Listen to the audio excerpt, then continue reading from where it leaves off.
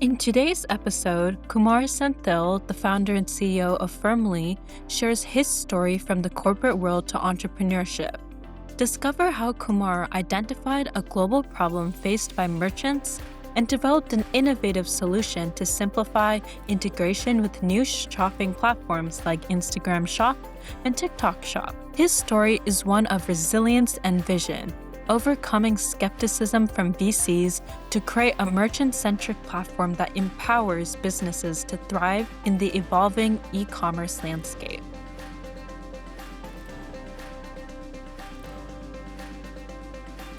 Welcome to the Startup to Exit podcast, where we bring you world-class entrepreneurs and VCs to share their hard-earned success stories and secrets. This podcast has been brought to you by TIE Seattle. TIE is a global nonprofit that focuses on fostering entrepreneurship. TIE Seattle offers a range of programs including technology panels, the TIE Entrepreneur Institute, and the TIE Seattle Angel Program. We encourage you to become a TIE member so you can gain access to these programs. To become a member, visit www.seattle.tie.org.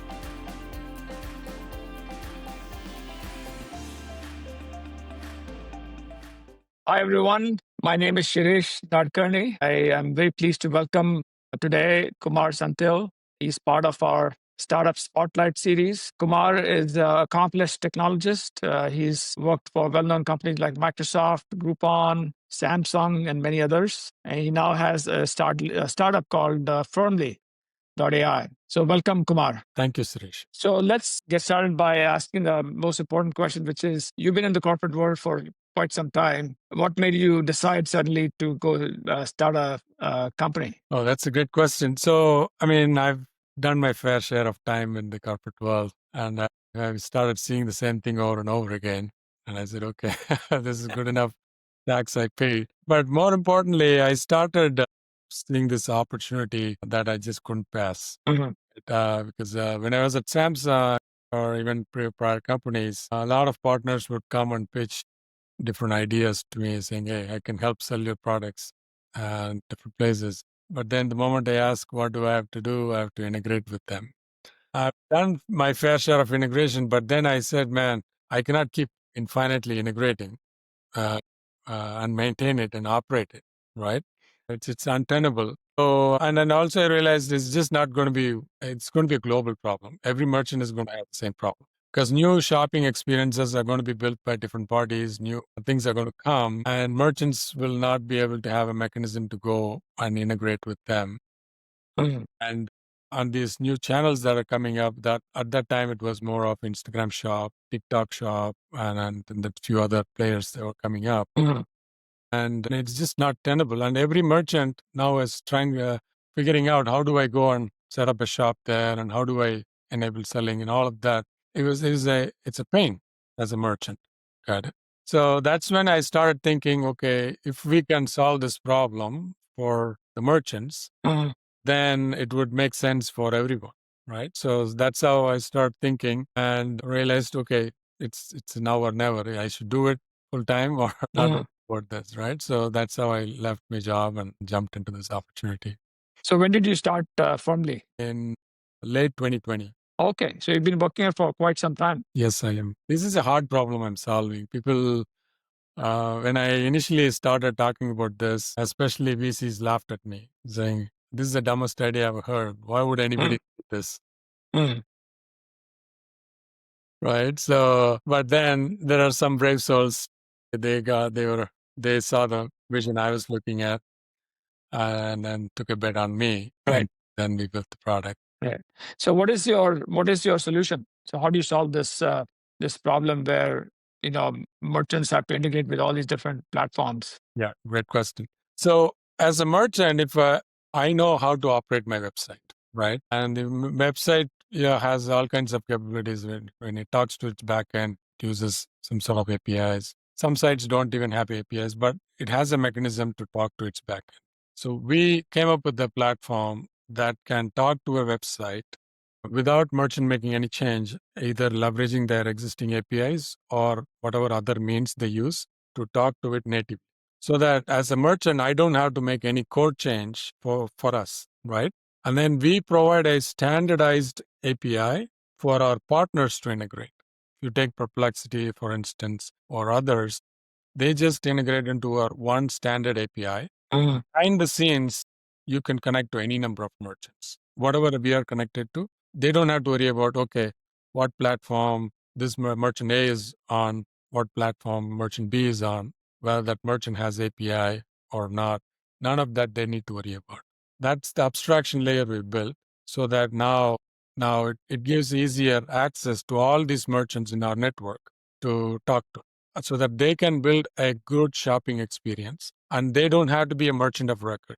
That's a big challenge. In the previous avatar of Instagram, TikTok Shop world, they are the merchant of record, right? So what does it mean, a merchant of record? Which means they charge the credit card and they collect all the first party data. And then normally what they do is they give a shipping address to the merchant to ship the product. But as a merchant, if I just receive a shipping address, it is useless to me. Yes, okay, great. I got an order, I get something out of it, but I cannot build a lifetime value with that customer. Right. So if I cannot build lifetime value over a period of time, it's just a matter of time, then I'm going to go out of business. Right. So that's why I built this as a merchant centric solution. Keep merchant as the merchant of record so that they can get the first party data and they can build lifetime value. Right. If the merchants are successful, all the ecosystem will be successful. If the merchants are not successful, this ecosystem won't exist. Right.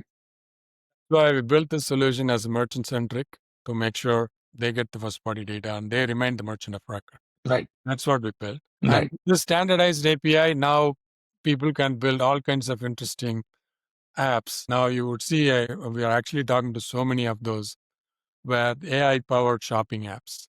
Perplexity, ChatGPT are the prominent ones. But there are a few that's been in works that they're going to announce soon. We've been working with them as well.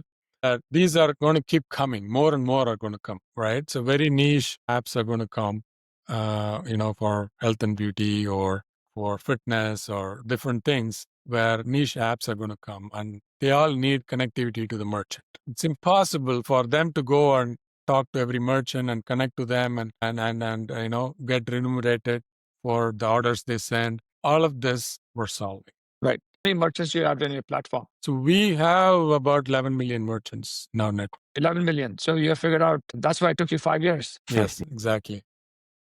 Because you had to figure out how to integrate with that many merchants. Yes. I see. Got it. And on the partner side, you said you have a relationship with Perplexity that you announced. Yes. Can you tell us more about that relationship and how it will work? Yeah, definitely. I mean, for us, we are going to powering their checkout experience primarily, right? So if you go to Perplexity and search for running shoes, right, and they render the results, that is basically their secret sauce, right? However, they recommend whatever products they are recommending. But when you click the Buy with Pro, then they bring up the experience where you can buy the product, right? So that is going to be powered by us. Yeah, we haven't live yet. We're not live yet. They're finishing up the integrations. When we go live, we will bring in real-time inventory, price, and product information, all of that real-time for Perplexity to render a nice UX. And then once a customer says, I want to buy it, they call our API to place the order. And it's all in situ. Yes. Means that the end user is still within the Perplexity UI. They don't have to leave the UI and go to the merchant's website. It's all done just like with Instagram shopping or TikTok shopping. Exactly. But the merchant remains the merchant of record, right? That's the big difference. And the way that you make money, both you and Perplexity make money is through affiliate fees? Yeah. That would be the model. But right now, Perplexity is not planning to charge the merchant. Maybe down the line, they might. I mean, we don't know that, how they're going to do it. Right now, they're not charging anybody. Right. They're just paying us a fees. Okay. Okay. Over to you, Gabri. Kumar, so now that you've been on this journey for 5 years, right? As you just shared with us, was there been moments where you have said, "Why are we doing this?" And because you've been laughed at, I'm sure you cried with somebody too about this. So how did you overcome that? It'll be useful for our audience who are all startup entrepreneurs who think that they build something and they achieve product market fit. My core question is, your journey took a while for you to achieve product market fit. And Yes. so you asked, why am I doing this for a while? How did you know that you achieved it, product market? Okay, so that's a great question, Gabri. I mean, when I talk to entrepreneurs, we could relate to that empathy, the pain they may go through. I'll answer a question. Before that, I'll give an analogy. Okay, this would be very interesting because one of my spiritual masters, he gave an analogy how the life is in material world. We are all like camels. The camel goes through a desert and it doesn't eat for drink for days. But then when it finds some bushes to eat, it just gazes that, right? It grazes that. The bushes may be thorny. So it takes a bite at it, chews it, and the thorns actually poke the tongue of the camel, and the tongue starts bleeding. And it starts thinking, this thorn is so tasty. Entrepreneur's life is like that. This is great. Tasty. This pain is more tasty. So that's how this entrepreneur journey is. It's so much pain, right? Every day, wake up, so much rejections. You pitch, so many VCs, they come, they laugh at you, and some may say, yeah, it's a great idea, but, I still can't put the money in, and so on, so much. But then there is one soul that comes in and says, yes, I'm taking a bet on you. I'll put the money, right? That gives you an energy saying, okay, now I want to do it. He is believing in me, or she is, right? Believing in me, I'll do it. So that was the journey. But early on, it was very difficult. For first 2 years, I would say first 3 years was extremely difficult because anytime I go to pitch to either my potential customers or to VCs, the first question I will get is our first half an hour of an hour meeting will go on me explaining why we are not, help me, what's the difference between you and fast and bold. That's the conversation I'll have. And I have to spend half an hour just explaining, no, I'm not that, I'm doing something different. And then they'll say, okay, now I understand what you're doing. But then I'm still not following why anybody need this product, right? So because customer can come to the site and transact, why this offsite ability is needed. But then there's a one customer we got. I cannot name them because it's under NDA. We got it about 2.5 years ago, so I cannot speak about them. But it's a large social platform. They got slammed because of Apple's transparency tracking situation. So when we pitched our idea saying, listen, we can enable the checkout within your environment, they loved it. They said, okay, this is great. I want to partner, right? So that's our first breakthrough we got. But even before that, I'll take a step back.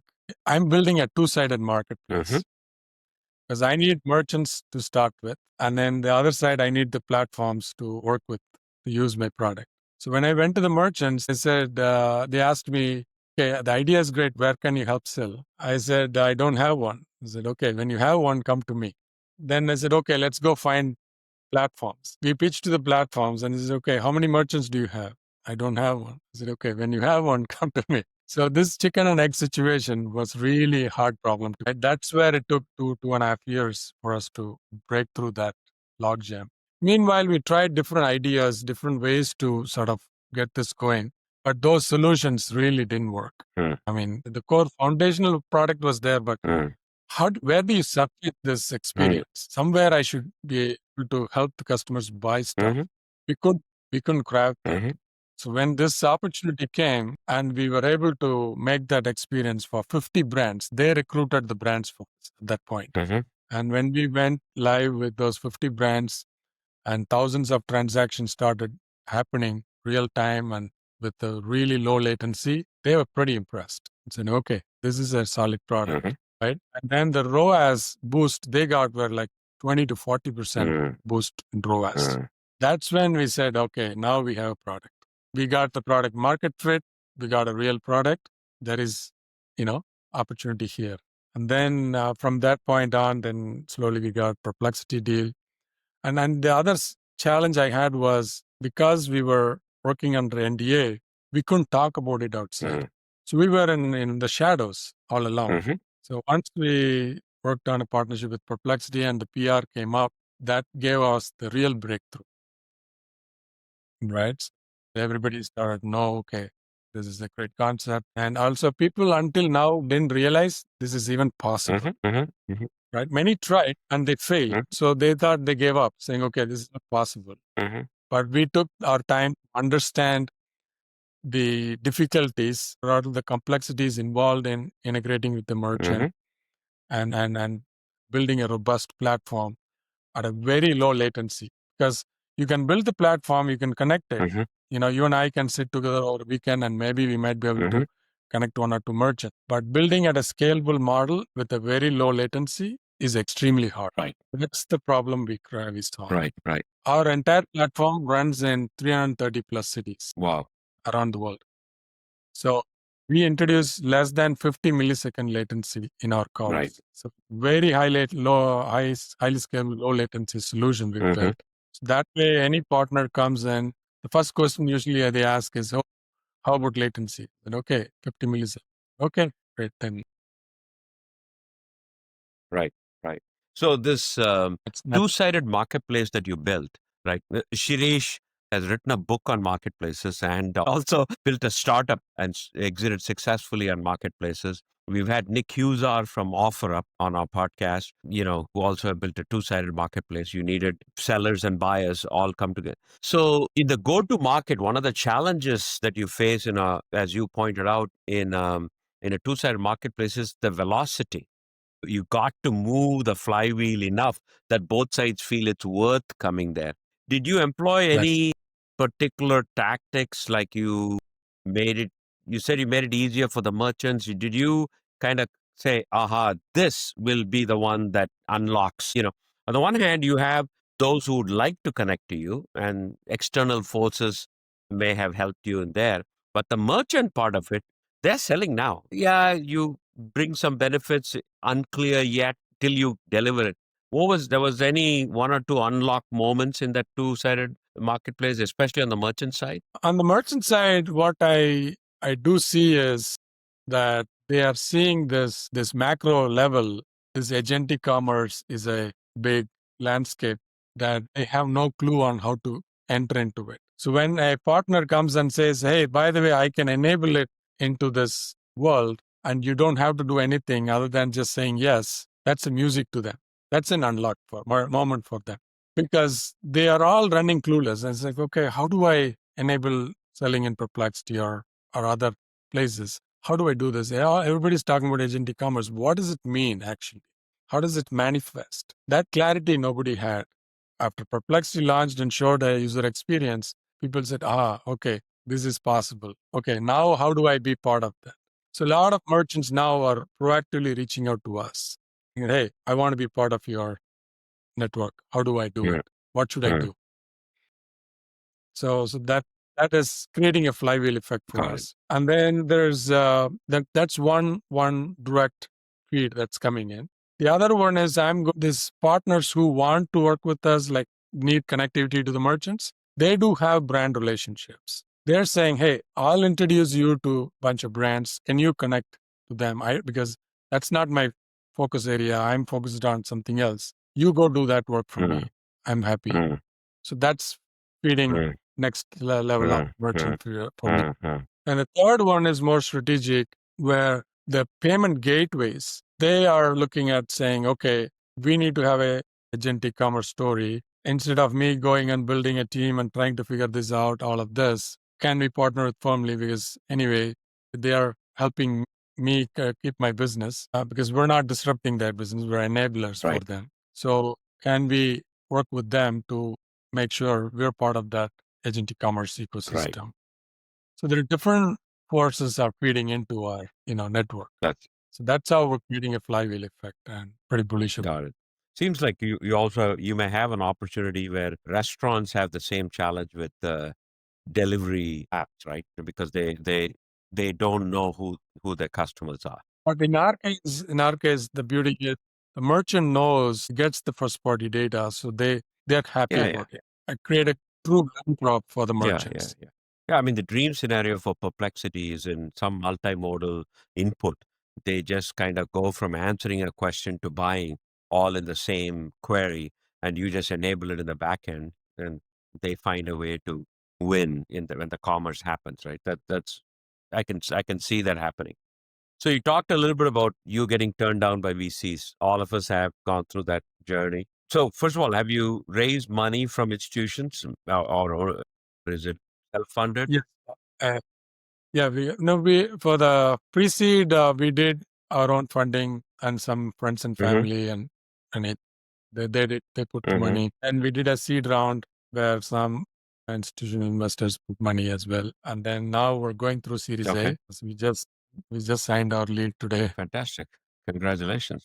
Thank you. So we're going through that, and some bringing in some strategics as well, and they're pretty participating this round. So that's where we're going to. So you've gone through all of it, right? Angel seed, Series A, and they all have different experiences because they're all in different stages. And I would probably classify your journey as more likely thing to happen to most startups, where you take 5 years, but there's this misnomer that funding will happen quicker. And sometimes these blips, right? There's a AI blip now as it relates to funding. There's an infusion of cash at earlier stages than achieving product market fit or go to market. It seems like you're enjoying the ride with your Perplexity announcement. Has it completely changed the way investors now perceive you? Now that you've done this 5-year journey already to get there? Yes, they do. Because they do see the resilience of the product, right? That we have seen through all these different, and we being now right time, right place with the right product. So that is a big difference with the amount of inbound VC requests comes every day to meet is right. So there is so much interest on the VC community now, which is I'm happy that they're reaching out. But same time, my now is okay. How do we build this in a robust way that the company continues to scale as this merchant network we're bringing in, and build a sustainable business, right? So that's where we're focusing. Yeah, right. My energy is now. Right. I think that's a key, right? I think your journey prior to the startup, you've seen what it takes to build a company. I think building a sustainable startup is a important corner. It's not quick wins.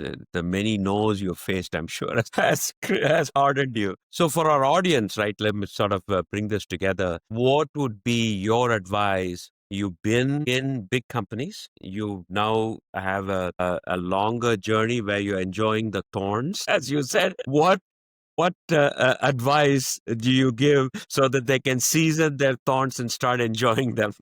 So one thing is, if you when I started the journey, I didn't anticipate I'm going to go through this much pain, right? So that's a very number one thing. I anticipated there will be ups and downs, but not to this level of pain I would go. So for any entrepreneur, whoever is going through that or starting the journey, always keep in mind that, the journey is going to be extremely painful. Some lucky ones may get an easy ride, but 98% goes through a very difficult journey. So be mentally be prepared for it. I was talking to a gentleman yesterday, and he quoted this example of this general who got, I think, Scottsdale, or a general who was captured in Vietnam War. And he taught this philosophy to his teammates who were all captured in the Vietnam War, and said, if you keep your mindset that somehow the US government is going to come and rescue us, keep that optimism. However, also keep in mind every day the brutality of the torture is going to keep increasing. When you keep that in the mindset, you will stay strong and you will be able to see this through. So whoever followed that principle were able to come out alive because eventually, US rescued them. But who are the people who thought, okay, today I went through so much suffering, it won't be that much tomorrow, fail to live, fail to survive. The same way, an entrepreneur's journey is very hard. So you have to anticipate tomorrow is going to be even harder. So if you have that mindset, if it gets easier, that's fine. It is going to be very hard journey, right? There will be so much rejections, and be able to handle that. And for that, you need to have a proper support system, especially spouse, your children, your family. They have to be supportive of that. If you don't have the family support, it makes it, it's impossible to do that. And also financially, how are you situated? That also becomes another attribute to this, right? You withstand for a period of time with low income or no income. Can you, right? So all these factors you need to take into consideration. And be realistic. Don't be living in utopian plannings. Oh yeah, I will start making money in 6 months, 1 year, and life is going to be, all hunky dory. Is not the case. Just keep that in mind. And if you can stay resilient, and that's one, but also be open to pivot at different points, because you may start with an idea and it may or may not work, which means be open, saying, okay, when you talk to customers or VCs or different friends or whomever, they may say, hey, have you thought about this or that? Be open to it. It doesn't mean you have to take it and run with it, but at least, is there a real angle to it, to your product? Can you maybe make that work if this is not working? Right? So that's the kind of mindset if we operate with, somehow you can figure it. Kumar, I think resilience is the word that Just- comes to mind for me, what you're saying. You gotta stay strong and wake up in the morning every day. Yeah, you summarized it. and Go ahead. and get punched on your tummy every day. Still, you wake up with a smile and just do it the next day. I can tell you, Shirish and I went through the journey at the same time in our lives, and the punches were harder. But when you get that win, it is sweet. You forget all those things, and the win is very tasty, even though it's very short, but still tasty. So, thank you very much. It was awesome that the way you brought it all together, and good luck with Firmly. Shirish, closing. Frozen. Yeah, I know. He Oops, fell off. we lost. Okay, maybe he'll come back here. We can stitch it together in a second or so. He should be coming back here. But as you said, Gauri, every little wins, keeps you going further. Yeah, Right? You have so many downs, you still have those little wins, keeps you going further. yeah. And that's one. Another thing I feel is that as an entrepreneur, you have to have a broader vision of thinking. Yeah. That is very critical. Yeah. See, the thing I tell young entrepreneurs today, right? Whatever success you had prior, right, was awarded through other attributes that came with it, right? Say, at Microsoft.com was an attribute. You wrote an email, everybody wrote back to you because you have that at Microsoft.com or, at Samsung.com, whatever the case may be, right? You say Kumar at firmly.io or AI. It's like, what? Who is that? First of all, spam catches it. Then you got to get over that and come back. And so I think the humbling journey that you go through is very important. The other thing I tell them is this is an 8 to 10 year journey, and everybody is going along with it. Most importantly, as you pointed out, your family, because see, they're used to a particular lifestyle, right? They are not willing to just give up all that lifestyle just because you have decided you'll do a startup. They've been going to the Disney World and they've been going on beach vacations, etc. Suddenly, like, I'm not doing that. No. They wanted to still do that. So now that Shirish is back, Shirish, back to you. All right, great. Sorry, I lost my internet connection, but I'm back.